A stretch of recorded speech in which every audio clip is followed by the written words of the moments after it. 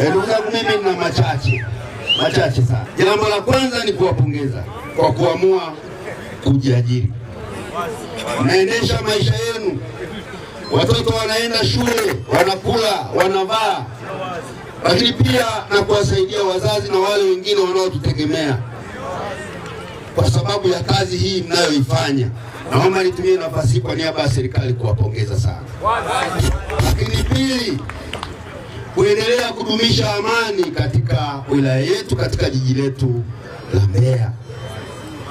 Kwa muda mrefu ambao nimekuja hapa zaidi ya mwaka sasa, pamoja na changamoto ndogo ndogo, lakini bado jiji letu limeendelea kuwa na amani.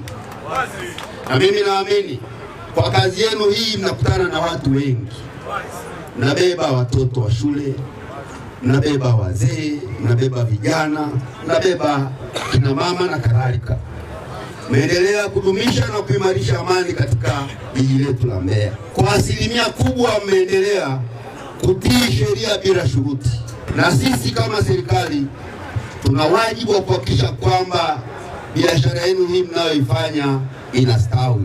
Lakini kuna mambo nilitaka kuyakazia kidogo.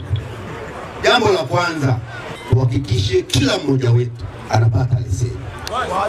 Kama tuliweza kuzungumza na watu wa VETA kwamba vijana wetu hawa wapate mafunzo ya muda mfupi kwa shilingi 50,000, bado na waahidi kama mkuu wenu wa wilaya, mkuu wa serikali, tuna uwezo wa kuzungumza nao tutoke pale tulipo sasa 50,000, ikiwezekana tushuke mpaka shilingi 40,000.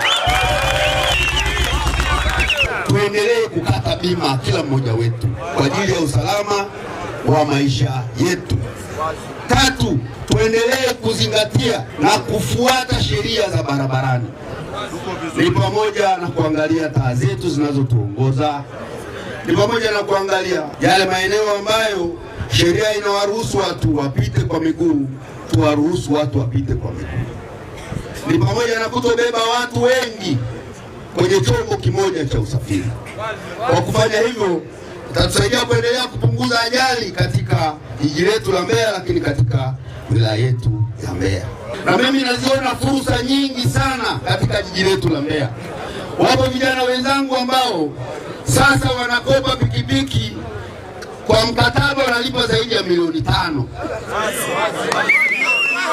Jiji letu la Mbeya tumeendelea kutoa mikopo, na mwaka huu wa fedha tumetenga zaidi ya shilingi bilioni 3. Mikopo ya 10%. Pikipiki hizi za milioni 2,500,000, pikipiki 100 ni milioni 250. Pale tumekopesha vijana